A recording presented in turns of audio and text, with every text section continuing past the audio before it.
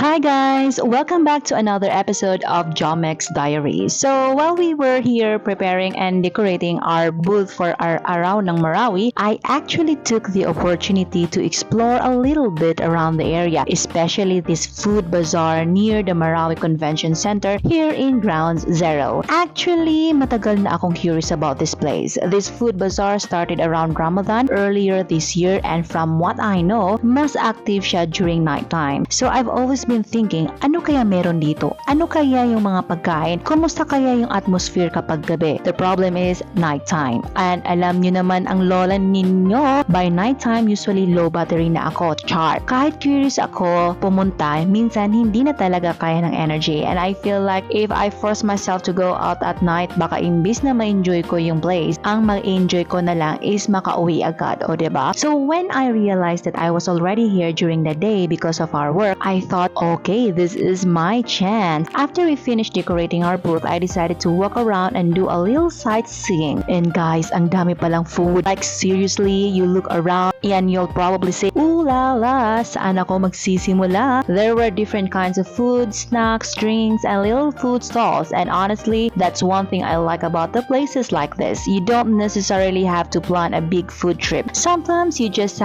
walk around, look at what's available, find something interesting, and say, sige nga, try natin to. Pero ako, may hinahanap talaga. I was secretly hoping na baka may makita ako another Hojicha moment. If you've been following my Jomex Diary, alam niyo na may special place ang Hojicha sa puso ko. Pero wala eh. Hindi pa ata sikat dito ang Hojicha. Char. So I guess kailangan ko pang hintayin ang day na magiging Hojicha girl na rin ang Marawi. So another thing I noticed about this place is the location. Nearby the lake, and honestly, ang sarap sigurong kumain dito habang may view ka ng tubig. May hangin and you're just sitting here enjoying your food. Although, may disadvantage din. Kapag mahangin, good luck sa pagkain. You might be enjoying your meal while simultaneously trying to protect it from flying away. May nakita rin akong parang e-bike rentals which I thought was interesting. So if you want to explore the area a little more, parang may option din to rent one and go around. And while I was walking around, I kept thinking, gusto ko sanang bumalik dito. Not necessarily for the food alone, but because I want to experience this place differently. Maybe one afternoon, maybe late in the day, and hopefully I get to experience the sunset here. Kasi feeling ko, this place would have completely different personality kapag golden hour na. And that's one thing I realized today.